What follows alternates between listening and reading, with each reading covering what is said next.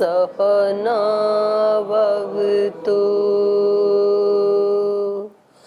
सहनौ भुनक्तु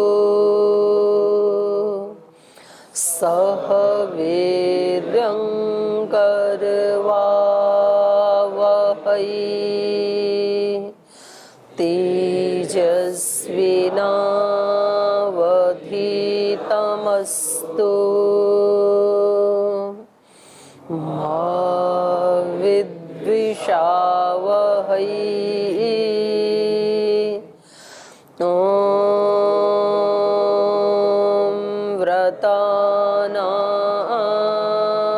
व्रतपते व्रतं चरिष्यामि तच्छकेयं तन्मे राध्यताम् इदमहमनृतात् सत्यमुपैमि।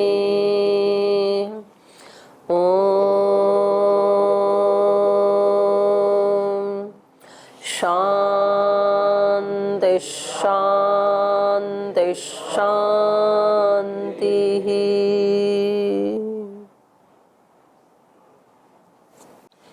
वाल्मीकि रामायण का अयोध्या कांड का 52वां सर्ग।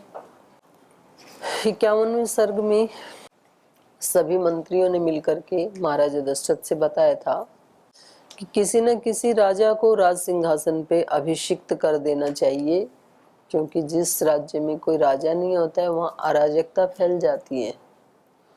और अराजकता का मतलब है कि कुछ भी ठीक से नहीं चलता है, कोई भी वर्ण आश्रम अपने धर्म का निर्वहन नहीं करता है, सब मनमाना आचरण करने लग जाते हैं। तो एक दूसरे के आचरण व्यवहार से एक दूसरे को बहुत पीड़ाएं होने लगती हैं। फिर तो जब व्यक्ति अपने वर्ण आश्रम धर्म का, अपने कर्तव्य का पालन नहीं करता है तो अपने लिए तो वो दुखदाई होता ही है, औरों के लिए भी दुखदाई हो जाता है। ऐसे व्यक्तियों के लिए ही संध्या के मंत्रों में कहा, योस्मान द्वेष्टि यम च वयम द्विष्मा। जो हमसे द्वेष करता है और हम सब जिससे द्वेष करते हैं उसको हम वो जम्भे दधमः, उसको आपकी न्याय व्यवस्था में हम छोड़ते हैं, आप ही न्याय कीजिए, आपके जबड़े में हम उसको डालते हैं ताकि वो अच्छे से दंडित हो। तो जबड़ा तो चबाने का काम करता है, तो राजा की जो न्याय व्यवस्था है वो दंड देने का काम करती है। तो ये इन्होंने बताया। और फिर अंत में इन्होंने कहा कि आप किसी को भी, भरत को, शत्रुघ्न को या किसी अन्य को, किसी को भी आप, हमें इसमें कोई राग द्वेष नहीं है। हमारा बस इतना ही कहना है कि कोई भी व्यक्ति राज्य सिंहासन पे अभिषिक्त होना चाहिए, वो कोई भी हो, चाहे इक्ष्वाकु वंश का हो या फिर कोई अन्य हो। तो यहाँ अन्य कहने से ये भी पता लगा कि पहले जो राज व्यवस्था होती थी वो केवल और केवल वंश परंपरा से ही नहीं होती थी। अन्य कहने से ये भी पता लग रहा है कि कोई अगर किसी राजा के पुत्र योग्य नहीं है तो वो किसी अन्य को भी अपने सिंहासन पे बिठा सकता है। जरूरी नहीं है कि उसके पुत्र ही अयोग्य होते हुए भी बैठे, जैसे कि धृतराष्ट्र ने किया था ना कि मेरे बाद दुर्योधन ही बैठना चाहिए।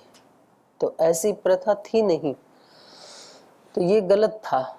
जैसे इन्हीं के वंश में, श्री राम के वंश में एक राजा हुए हैं, राजा हरिश्चंद्र, जिनको सत्यवादी कहा जाता है, जिनकी सत्य की आज तक यश की गाथाएं सारी दुनिया गाती है। तो वो इनके वंश में राजा हुए, लेकिन वो इक्ष्वाकु वंश से बिलोंग नहीं करते, वो किसी अन्य वंश से उनका शरीर का नाता था, लेकिन योग्यता के आधार पर वो बने। तो पुराणों में ये जो वंश परंपरा मिलती है ये दो तरह से मिलती है। एक तो वंश परंपरा, कौन किसका पुत्र है ऐसे राजा बनते हैं, राजाओं की परंपरा। और एक फिर योग्यता के आधार पे भी मिलती है। तो कई आपको ऐसे उदाहरण मिल जाएंगे देखने को जिसमें उनके पुत्र योग्य नहीं थे तो उन्होंने किसी और को बिठा दिया राजगद्दी पे। और ऐसे ही आध्यात्मिक जगत में भी ऐसे ही होता था। जो ऋषि होते थे तो वो अपनी गद्दी पे जरूरी नहीं अपने ही पुत्र को बिठाएंगे, अपने किसी शिष्य को भी बिठा देते थे यदि वो योग्य है तो। उनको ऐसे लगता है कि ये ज्यादा योग्य हैं तो अपने पुत्रों की बजाय उनको भी बिठा देते थे। तो ये रामायण भी इसका प्रमाण है, क्योंकि यहाँ पर इन्होंने मंत्रियों ने अन्य शब्द का भी प्रयोग किया कि आप किसी को भी बिठा दें, कोई तो बैठना चाहिए। तो इसमें आप देख लीजिए किसको बिठाना है, ऐसे इन्होंने कहा। तो महर्षि वशिष्ठ ने कहा भाई इसमें देखने की क्या बात है, इसमें विचार करने की कोई गुंजाइश ही नहीं है, क्योंकि पहले ही सारा राजगद्दी के लिए तो ये सारा घटनाक्रम हुआ है। कई ने जो वरदान मांगे वो राजगद्दी के लिए ही, महाराजा का जो शरीर का निर्वाण हुआ है ये राजगद्दी के लिए तो हुआ है सब, तो गद्दी तो भरत को ही मिलनी है। इसमें पूछने की या विचार करने की कोई आवश्यकता नहीं है। अब तो जो शीघ्रगामी रथ और उसमें शीघ्रगामी दौड़ने वाले जो घोड़े हैं उनको जोत करके और कुछ अच्छे श्रेष्ठ दूतों को वहां पर भेज दो। तो 5 लोगों के नाम चयन हुए यहाँ पर, सिद्धार्थ, विजय, जयंत, अशोक, नंदन। तो देखो ये नाम जो है ना ये भी अपने आप में कुछ बता रहे हैं। दूत का काम कौन कर सकता है, अच्छा दूत कौन हो सकता है? सिद्धार्थ जो अर्थ की सिद्धि करके लाए, ऐसा ना हो कि रोता जाए और मरे की खबर लाई। ये लोकोक्ति है गांव की कि जो पहले ही हताश निराश होके जा रहा है तो उससे कोई परिणाम लाने की आशा नहीं की जा सकती है। जो व्यक्ति परीक्षा ये सोच करके देने जा रहा है पता नहीं मेरा याद किया हुआ मैं लिख पाऊंगा कि सब भूल जाऊंगा, कहीं ऐसा ना हो कि जो मैंने याद किया उसमें से एक भी ना आई, तो ये नेगेटिव थिंकिंग है। व्यक्ति को किसी भी छोटे से छोटे मिशन के लिए भी जाते समय हमेशा ये सोचना चाहिए कि ये विजय मेरे लिए तैयार रखी ही है, मुझे उसको हासिल करना है बस। क्यों बोल, सबके लिए विजय कैसे हो सकती है? ईश्वर अनंत है, उनकी शक्तियां भी अनंत हैं। कितने लोगों ने आज तक विजय प्राप्त की तो उसकी विजय दिलाने वाली शक्ति में कभी न्यूनता नहीं आती है कि जी हजारों को विजय दिला सकते थे और 1000 हो गए पूरे तो अब अगले को तो विजय मिलनी नहीं है। ऐसा नहीं है ईश्वर का। मतलब ये कोई ऐसे गोल्ड मेडल नहीं रखी गिनती के भगवान के पास कि जी इतनों का था अब आगे तो नो वैकेंसी, ऐसा नहीं है। कितने भी अनंत लोगों ने विजय प्राप्त की, अपने अर्थ की सिद्धि की, आज भी उससे भी ज्यादा अर्थ की सिद्धि कोई भी व्यक्ति कर सकता है क्योंकि उसके पास अनंत है जिसका कभी अंत नहीं आता है। कितने लोगों ने आज तक कितना धन कमाया, तो ऐसा नहीं है कि जी अब तो खजाने खाली हो गए होंगे तो अब हम क्या प्रयास करें, इतना इनका जितना तो मिलना है नहीं, जितना था वो दे दिया भगवान ने, ऐसा नहीं है। बोल जितने विद्वान बनने थे अब सरस्वती माता कितना ज्ञान और देंगी, खत्म हो गया होगा अब तो, इतने ऋषियों को देते देते हमारे लिए इतना थोड़ी बचा होगा। तो ऐसा नहीं है, इस ब्रह्मांड में सब कुछ क्या है, अनंत है और हम उसमें से अनंत पा सकते हैं। तो इसलिए किसी भी छोटे से छोटे काम को भी प्रारंभ करते समय व्यक्ति की थिंकिंग क्या होनी चाहिए, सकारात्मक होनी चाहिए, जिसको महर्षि पतंजलि ने कहा अक्लिष्ट वृत्ति। विचार से संसार का निर्माण होता है। कोई भी चीज पहले सूक्ष्म रूप से हमारे विचार में उपस्थित होती है, फिर वो स्थूल रूप धारण कर लेती है, अच्छी या बुरी कोई भी हो सकती है वो। तो इन्होंने कार्य की सिद्धि के लिए एक तो किसको भेजा, सिद्धार्थ को, जो अर्थ को सिद्ध करने वाला है उसको भेजा। दूसरा किसको भेजा, विजय को, तो पराजय को नहीं भेजा। तो पहले ही व्यक्ति को ये पता होना चाहिए। और ऐसे हमने हजारों लोगों के जीवन के अनुभव भी सुने और अपने जीवन में भी देखा। जब ये सोचा कि आज ये काम होना ही है तो वो हो ही गया फिर। और जब कभी डाउट होता है तो निश्चित रूप से उसमें कोई ना कोई बाधा आती है। तो व्यक्ति को पहले से ही अपने आप को विजयी बना करके फिर निमित्त मात्र भव सव्यसाचिन, निमित्त मात्र बनाने के लिए अपने आप को फिर कोई कर्म करना चाहिए कि मैं पहले से ही क्या हूँ, विजयी हूँ। जैसे श्रद्धेय स्वामी जी महाराज एक शब्द बोलते हैं, मंत्र का एक टुकड़ा बोलते हैं। क्या बोलते हैं? क्या बोलते हैं? जोर से बोलो ना। हाँ, अहम इंद्रो न पराजित। ये भाव ही विजय दिलाने वाला है। और तीसरा किसको भेजा? जयंत, जय का शिखर छूने वाला। अंत मतलब शिखर, विजय का, तो उसको भेजा। क्योंकि जय भी हमें कैसी चाहिए? नंबर 1, प्रथम श्रेणी की चाहिए। व्यक्ति को ना इतने जोश जुनून से कोई काम करना चाहिए। खड्डा भी खोद रहा है तो इतने जोश जुनून से खोदे कि खोदते समय मजा आ जाए, आनंद आ जाए। कोई भी काम कर दे ऐसे मरे मरे मुंह लटका के रोते धोते खाना पूर्ति करते, ऐसे नहीं करना चाहिए। नहीं तो फिर ऐसे संस्कार बन जाते हैं। तो जो भी काम करे पूरी तबीयत के साथ करना चाहिए व्यक्ति को, फिर वैसे ही संस्कार बन जाते हैं। तो तीसरा जयंत को भेजा। चौथा अशोक, नहीं है शोक जिसको, क्योंकि शोक सब कुछ भुला देता है। पढ़ा था ना हमने, माता कौशल्या ने कहा था ना कि शोक सब कुछ हर लेता है, ज्ञान को भी, अनुभव को भी, बल को भी, शास्त्र को भी, सब हर लेता है, तपस्या को भी।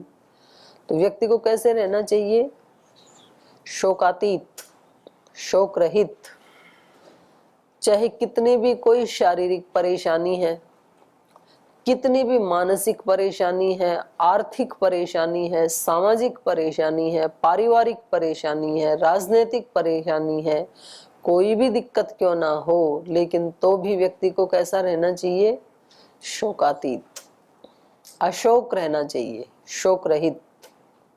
तो फिर सब कुछ उसको ध्यान रहता है कि इस परिस्थिति को कैसे मुझे डील करना है। कोई परिस्थिति आई है तो, क्योंकि ये सोचना ही अपने आप में अज्ञान है, मूर्खता है कि मेरे जीवन में कभी कोई प्रतिकूलता नहीं आएगी। जीवन नाम ही अप डाउन्स का है, आएंगे ही, वो जरूरी है। लेकिन उसके आते समय उसके साथ एकाकार ना हो जाना, बल्कि उससे अलग खड़े होके दृष्टा भाव में और उसको खुशी खुशी से फेस करना। आया है तो चला भी जाएगा, पहले तो था नहीं, अभी आया है, चला भी जाएगा। तो कौन ऐसा साधक है जिसके साधना करते समय जीवन में आशाएं और निराशाएं ना आती हों? कभी कभी अत्यंत उत्साह, अत्यंत आशाशील होता है व्यक्ति, कभी कभी वो निराश भी होता है, हताश भी होता है, उदास भी होता है। तो सबके जीवन का यही है। तो जब कभी थोड़ा बहुत मन की एनर्जी कम होने लगे तो अपने आप को उसके साथ जोड़ने का प्रयास करना चाहिए। शोक में नहीं डूब जाना चाहिए, उसके साथ अपने आप को एकाकार नहीं कर लेना चाहिए। तो यहाँ वशिष्ठ जी ने अशोक को भेजा। और पांचवा है नंदन। नंदन मतलब प्रसन्नता देने वाला, आनंद देने वाला। तो पांचों ही नाम ये सार्थक हैं। किसी बड़े कार्य के लिए जब व्यक्ति शुरुआत करता है तो ये दूत का काम करते हैं। इनको सामने रख करके किसी कार्य की शुरुआत करनी चाहिए। आध्यात्मिक व्यक्ति को भी जब अपने राज सिंहासन पर किसी राजा को बिठाना है, माने अपनी आत्मा को प्रतिष्ठित करना है, तो आत्मा को प्रतिष्ठित करने के लिए ये जो दूत हैं, ये जो हमारी शक्तियां हैं, ये शक्तियां हमें अपने आत्म सिंहासन पर प्रतिष्ठित करती हैं। कार्य सिद्धि के लिए अक्लिष्ट भावों का होना नितांत आवश्यक है। यदि क्लिष्ट भाव मन में है तो फिर सिद्धि मिलने में देर लगेगी। या तो विफलता भी मिल सकती है। और पूर्ण पुरुषार्थ करते हुए यदि विफलता मिल भी जाए तो वो भी अपने आप में एक उपलब्धि ही होती है। तो कभी भी व्यक्ति को अपने से नहीं हारना चाहिए। दूसरे से हारा हुआ व्यक्ति अच्छी सफलता के साथ दोबारा जीत सकता है, पर अपने से हारा हुआ व्यक्ति कभी नहीं जीत सकता है। तो कभी अपने से पराजित नहीं होना चाहिए व्यक्ति को। तो ये हमने इसमें पढ़ा। उनको ये भेजते हैं कि आप शीघ्र जाएं, और वहां जाते समय उनको ये नहीं बताना कि क्या क्या यहाँ स्कूल में क्षय हो गया, क्या क्या उलट पुलट हो गया, ये सब नहीं बताना वहां जा करके, बल्कि कुछ वहां के लिए वस्त्र लेकर के जाएं, आभूषण लेकर के जाएं। कई कई राजा के लिए तो कल मैंने बताया था कि राजा और गुरु और भगवान के पास खाली हाथ नहीं जाते, कुछ तो लेके जाते हैं। जो अपने पास है वही लेके जाएं। तो ऐसे ही ये भी राजा के पास कुछ दिव्य वस्त्र और आभूषण लेकर के प्रस्थान करते हैं। यहाँ तक हमने कल पढ़ा था। तो आगे पाठ को पढ़ें, उससे पहले आपका कोई प्रश्न है तो पहले पूछ सकते हैं। ओम दीदी जी प्रणाम।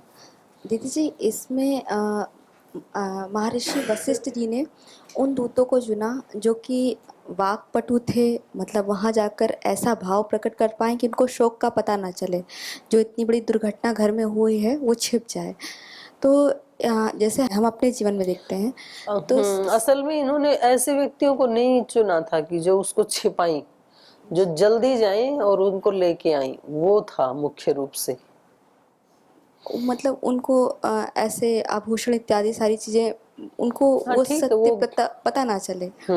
तो ये वाक्पटुता या वाक के बोलने में जो कुशलता है, जिनको बाहर बोलते हैं डिप्लोमेट्स, ये हमारे जीवन में कितने महत्व रखते हैं? हम सन्यासियों के नहीं, आप इनको डिप्लोमेट्स इतना मतलब बुरा शब्द नहीं देना चाहिए ना। कोई व्यक्ति के अंदर कोई कुशलता है तो वो अंदर कोई कुटिलता लिए हुए है, ऐसा हमें जजमेंट नहीं करना चाहिए किसी के बारे में। ये उस व्यक्ति की एक एक्स्ट्रा स्किल है तो हमें उसका सम्मान करना चाहिए।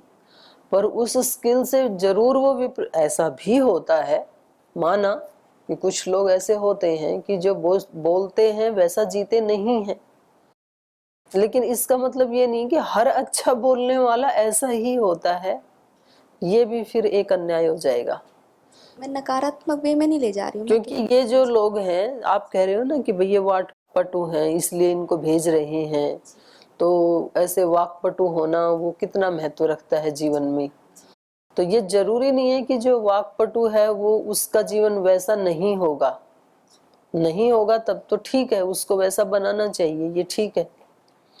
और यदि वो अच्छा जी रहा है और अच्छा बोल भी रहा है तो ये तो भगवान की कोड की गिफ्ट है, ये तो उसका तो सम्मान होना चाहिए, एक स्किल है ये तो। मैं यही पूछ रही थी कि क्या ये चीज़ हमें अपने अंदर डेवलप करनी चाहिए? डेवलप करने से नहीं होता है। कुछ चीजें भगवान की ही देन होती हैं, दूसरा व्यक्ति 1000 कोशिश करके भी कर नहीं पाएगा। हाँ, पर कुछ ना कुछ विशेषता सब में होती है, ये बात ठीक है। अब मैं यदि 4-4 घंटा भी हारमोनियम, तबला और सारे म्यूजिक के इंस्ट्रूमेंट और सारे म्यूजिशियंस को बिठा करके रियाज करने लगूं कि मुझे तो लता मंगेशकर जैसे गाना है, तो सारी जिंदगी भी वो सफलता नहीं मिल सकती, क्योंकि वो तो एक गॉड गिफ्ट है ऐसा कंठ मिलना, इस तरह से ताल स्वर का ज्ञान होना। और ऐसे ऐसे प्रतिभाएं गाँव में मिल जाते हैं, छोटे छोटे बच्चे मिल जाते हैं जो कभी किसी स्कूल में गए नहीं, गरीब परिवार में पैदा हुए, इतना सुंदर गा लेते हैं वो। कभी कोई रेलवे स्टेशन पे घूमने वाले मिल जाते हैं ऐसे। वो माता मिल गई थी ना एक, रानू या रेनू जो भी था। तो ये कुछ चीजें होती हैं जो भगवान किसी को देता तो उनके कर्माशय के अनुसार ही है, पर सबको एक ही जैसी चीज मिले ये जरूरी नहीं है। कुछ चीजें ऐसी हैं जो अत्यंत प्रयास करके व्यक्ति प्राप्त कर सकता है, जैसे कि धर्म को प्राप्त कर सकता है, धार्मिकता को प्राप्त कर सकता है, मानवता को प्राप्त कर सकता है, धैर्य को प्राप्त कर सकता है, शांति को, संतोष को, और खुद भगवान को प्राप्त कर सकते हैं। लेकिन कुछ ऐसी चीजें हैं कि जो एड़ी चोटी का जोर लगा के भी प्राप्त नहीं कर सकता है, वो जिनसी नहीं होते हैं उसमें। तो जो आप कह रहे हो कि जी हमें क्या प्रयास करके वाक्पटु बनना चाहिए क्या, तो प्रयास करके वाक्पटु बनोगे तो निश्चित रूप से आपके मन में ना कुछ ऐसा है कि भाई वाक्पटु बन के या तो आप वो लोभ के कारण बनना चाह रहे हैं, या तो मोह के कारण बनना चाहिए, उसके पीछे कोई ना कोई कामना मिलेगी। क्यों बनना चाह रहे हैं आप अपनी ओरिजिनलिटी में रहो ना, आप जो हो उसको अभिव्यक्त होने दो। इसलिए बोलने वाले के लिए ये नियम है कि वो किसी को इम्प्रेस करने के लिए उसको नहीं बोलना चाहिए, अपने आप को एक्सप्रेस करने के लिए बोलना चाहिए। उसके अंदर अपनी दिव्यता है, उसकी अपनी एक निजता है, तो उसकी कैसी भी आवाज है। अब किसी की आवाज पतली होती है, किसी की मोटी होती है, किसी की बोल्ड होती है, किसी की धीमी होती है, पर है तो उसकी अपनी निजता ना। तो अपने आप की अभिव्यक्ति के लिए, अपने आप को इम्प्रेस करने के लिए, एक्सप्रेस करने के लिए व्यक्ति को बोलना चाहिए, न कि किसी को इम्प्रेस करने के लिए कि मैं ऐसे ढंग से बोलूंगा तो सब प्रभावित हो जाएंगे। तो ये सुख नहीं दे सकता है उस व्यक्ति को। तो ये जो है, ये कोई कैकेयी राज को इम्प्रेस करने के लिए ये ट्रेनिंग नहीं इनको दी जा रही है कि तुम वहां जाकर के इस तरह से बोलना, बल्कि एक सामान्य जो लोक व्यवहार है उसका निर्वहन करने के लिए इनको कहा जा रहा है। तो ऐसा भी नहीं है कि ये कोई छिपाना चाह रहे हैं, उसको क्या छिपाना है, पता लग ही जाएगा ना आने पे। लेकिन वहां जाते ही सबको हाल बेहाल कर देना, तो इससे भी कोई फायदा तो होगा नहीं। तो ये एक सामान्य लोक व्यवहार में आता है, कौन सी चीज किस समय बतानी है, किस ढंग से बतानी है। तो ये कोई वाक्पटुता नहीं होती है। आदरणीय भाई राजीव जी की जब मृत्यु हुई तो मैं थी उस समय बिहार में, मेरे को रात को ही पता लगा 1 बजे, और मैं रात को 1 बजे ही वहां से चल पड़ी, और उधर से उनके घर वालों को भी पता लगा होगा। तो सुबह हम पहुंचे दिल्ली, तो मैं और उनकी माताजी हम साथ साथ ही एयरपोर्ट पे मिले, बाई चांस मिल गए, मुझे नहीं पता था वो आने वाले हैं। तो पहले से पहचानते तो थे ही। तो उन्होंने कहा कि क्या हुआ, आप कहाँ थे, आप क्यों आ गए। तो मैंने कहा मुझे पता लगा कि कुछ राजीव भाई की तबीयत ठीक नहीं है। तो बोले हाँ मेरे को भी ऐसे ही पता लगा, जबकि मेरे को तो पता था कि वो नहीं है अब। तो मैंने उनको बताया नहीं, लेकिन और जब मैं उनको अपनी ही गाड़ी में बिठा के लेके आ गई, यहाँ श्रद्धालय के बाहर उतरे, अंदर लेके गए, तो अपने आप ही पता लग गया फिर। तो बताने से मेरा कोई ये मकसद नहीं था कि छिपाना है, लेकिन बता के भी उनको बेहाल ही करना था ना। तो इसको आप उस रूप में वाक्पटुता के रूप में ना लें कि भाई ये कुछ सीखने जैसा और सीखना चाहिए, जैसा कि आजकल ट्रेनिंग दी जाती है। आजकल जो सेलिब्रिटीज होती हैं उनको ट्रेनिंग दी जाती है, ट्रेनर होते हैं उनके, आपको किस फंक्शन में किन लोगों के सामने कैसे बोलना है, कैसे हंसना है, कैसे बैठना है, कोई खाने के लिए कुछ दे तो कैसे करना है। तो लेकिन वो उनके जीवन की वास्तविकता से उसको दूर लेके जाता है। तो व्यक्ति को अपनी निजता को अभिव्यक्त करना चाहिए, और निजता सबकी बहुत सुंदर है। निजता गुलाब की भी बहुत सुंदर है, और निजता कमल की भी बहुत सुंदर है, और एक घास के तिनके की भी बहुत सुंदर है, क्योंकि वो भगवान ने गढ़ा है उसको, सब उस डिवाइन के बनाए हुए हैं, इसलिए सब डिवाइन है। कोई भी इस धरती में सामान्य नहीं है। ये तो हमने बना लिए ये सामान्य, ये विशेष। भगवान ने ऐसा नहीं बनाया किसी को, वो विशेष है, इसलिए उसने सबको विशेष ही बनाया है। बस व्यक्ति अपनी विशेषता को पहचाने, बाकी कोई भी यहाँ पर सामान्य नहीं है। हर व्यक्ति विशेष है, हर प्राणी विशेष है, हर वस्तु विशेष है। तो ज्यादा सीखने की जरूरत नहीं है। सीखा तो जाता है लोक व्यवहार के लिए, और बाकी तो अपने आप को अभिव्यक्त, जिसको श्रद्धेय स्वामी जी महाराज बोलते हैं ना रोजाना, डिवाइन एक्सप्रेशन, दिव्य अभिव्यक्ति। दिव्य अभिव्यक्ति क्या है? जो वो व्यक्ति है अपनी निजता में, उसी को अभिव्यक्त करना, ये ही डिवाइन एक्सप्रेशन है। और उसको कुछ ही बिरले ही लोग एक्सप्रेस कर पाते हैं, नहीं तो वो दबी रह जाती है। बीज जो है वो टूटा ही नहीं, उसमें से अंकुर फूटा ही नहीं, उसका पौधा या पेड़ बना ही नहीं, उस पे फूल और पुष्प आए ही नहीं। ऐसी कुछ आत्माएं हैं जो महर्षि दयानंद की तरह, महात्मा बुद्ध की तरह, भगवान महावीर की तरह, गुरु नानक देव जी की तरह, श्री राम की तरह, श्रद्धेय स्वामी जी महाराज की तरह, वो अपने बीज को पूरा विकसित होने देते हैं। और जो नहीं होने देते हैं तो उनका वो ऐसे ही रहता है बीज। तो इसलिए मतलब थोड़ा लोक व्यवहार के लिए ठीक है, अभद्रता नहीं होनी चाहिए, उतना व्यवहार सीखना ये तो उचित है। लेकिन जो शब्द आपने दूसरा प्रयोग किया, डिप्लोमेटिक, वो उचित नहीं है। और हम किसी के बारे में ये कहें कि ये व्यक्ति डिप्लोमेटिक है, ये हमारे लिए उचित नहीं है। मैंने कई बार सुनाई है ना एक संत की 3 बातें आपको: no judgement, no demand, no complaint, no judgement. जो स्वामी निर्मलानंद जी की हैं, ये 12 साल उन्होंने तपस्या करके ये 3 रत्न उन्होंने पाए। हम तुरंत से जज नहीं करें किसी को।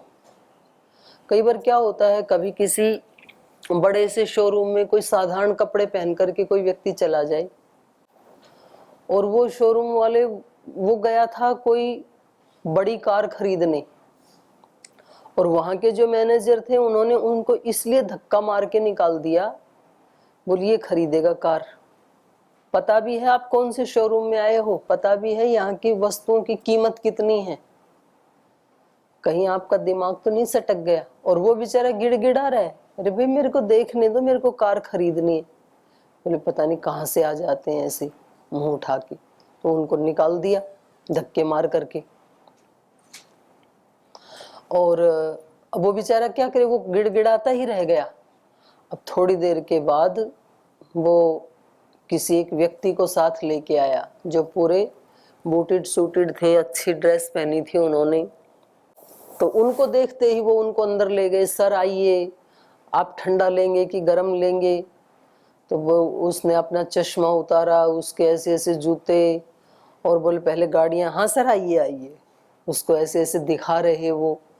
और वो बाहर ही खड़ा था, तो उसने सबसे महंगी जो कार थी, बोली ये वाली कार चाहिए हमें।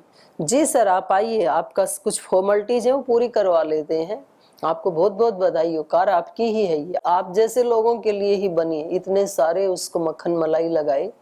और वो अंदर जाता है उनके ऑफिस में, तो बोले सर आप पेमेंट कैसे करेंगे, कैश देंगे, कार्ड से देंगे, कैसे देंगे, चेक देंगे, क्या देंगे?